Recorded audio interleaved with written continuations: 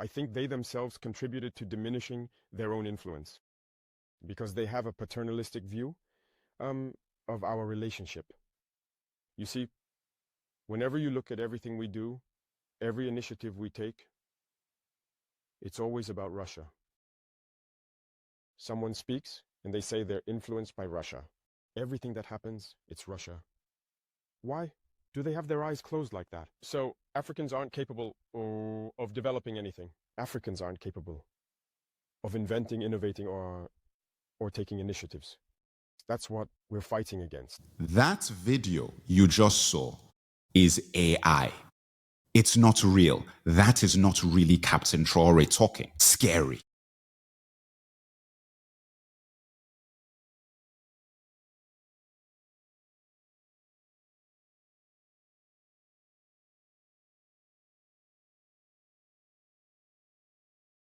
Before we go any further, make sure that you watch to the end of this video, because at the end of the video, I'm going to be directing you to another video where I give you a step-by-step way of detecting fake AI videos. This is very, very important. I didn't want to combine both videos together.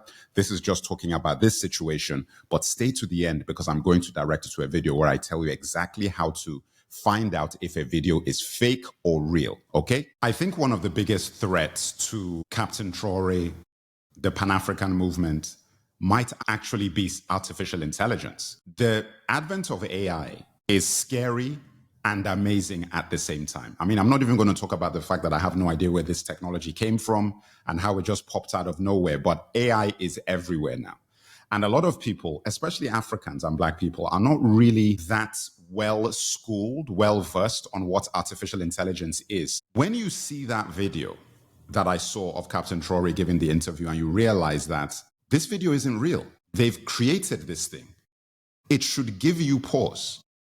It should make you think. It should make you think that what exactly is going on? The interviews that you're seeing all over the internet with Captain Traore sitting down with a journalist or whatever, and the journalist is not present. I mean, that was the first thing that hit me, was like, where is the journalist in this video?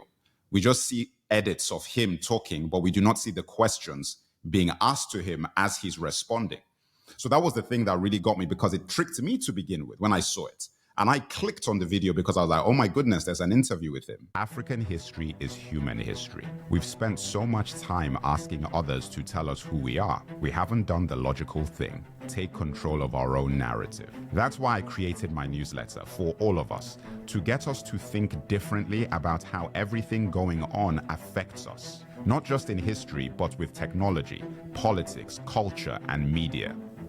Pay attention. You can go and read all of my free articles right now to get an idea of what I'll be doing. You can pledge today for either a monthly or annual subscription with the option to join. Our division is not by accident. It is by design.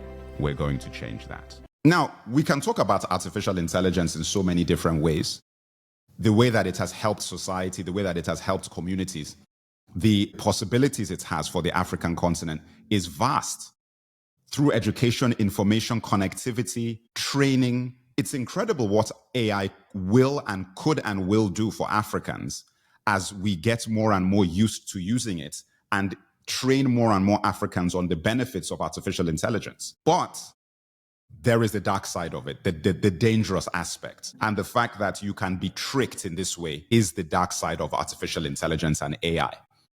And the reason why I say this is that obviously based on his popularity and what he represents now, everybody wants to hear him actually speaking and talking to people directly about his thoughts on what is going on. And he speaks French, so I was surprised to hear him speaking in English. But then obviously within a few minutes of watching the video, I started having doubts as to the veracity of it.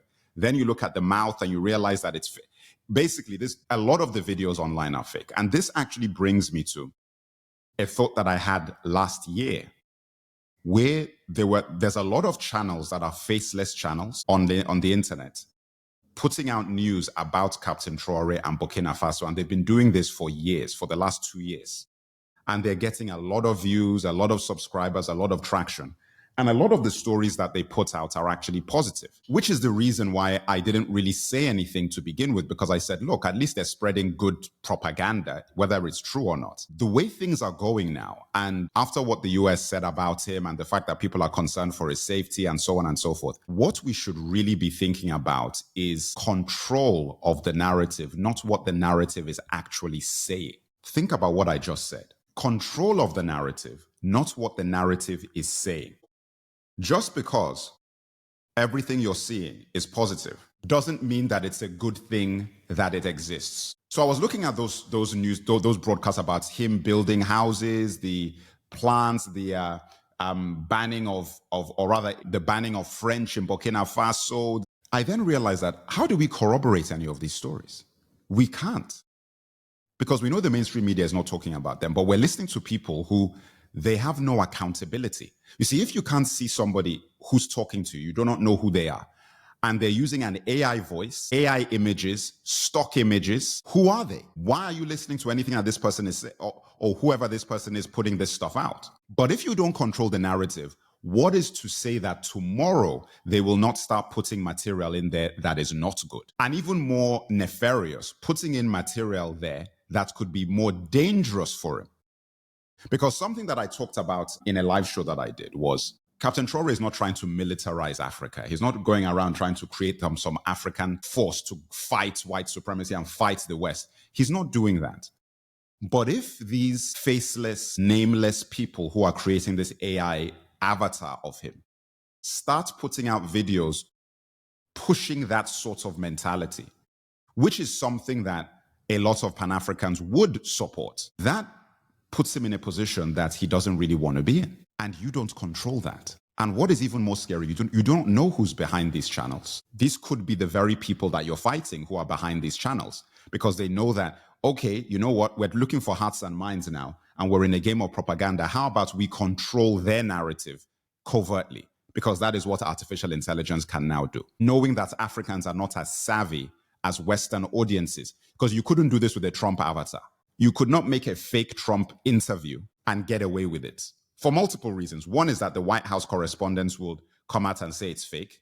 The second factor is that there is a lot of real footage of Donald Trump talking and doing interviews that you can compare with and hear what he's really saying. Traore doesn't have that. The West is not putting out material, authentic material of his interviews and speeches. You have to dig to find those things. So because you have to dig to find those things, the ubiquitous material of interviews that you now see online are artificially generated. So people now just take what this artificial AI avatar or videos of the news of his country are saying as gospel truth. It's the reason why I don't really report on a lot of this stuff. People send me the stuff in my DMs and I'm like, you know what? I don't really want to just report on this because I don't know if this is accurate. Yes, I mean, there are positive stories. So maybe a lot of these guys who are doing this, their hearts are in the right place. But I believe that it is very, very, very detrimental to us to believe any of the stuff that we're seeing in these videos. It's very, very detrimental. I think that what we should be doing is be more aggressively vetting the materials that you're getting and making sure that, listen, if you want to talk about this man, we want to see who's talking. It needs to be a proper account where we can see who is involved with this, where we can actually communicate with the authors and the producers of this material. There are many, many faceless channels with hundreds of thousands, if not up to 1 million followers and subscribers on the internet, TikTok, Instagram, YouTube, X, dedicated to the Sahel Alliance, Captain Traore and Mali, Burkina Faso, and Niger, dedicated to it. Producing video after video every day. That is dangerous. That is really, really dangerous. We cannot allow this to be. If you want to figure out whether a video is real or AI, this is the video to watch. It's my 3-step way of figuring out if a video is real or AI. Watch it right now.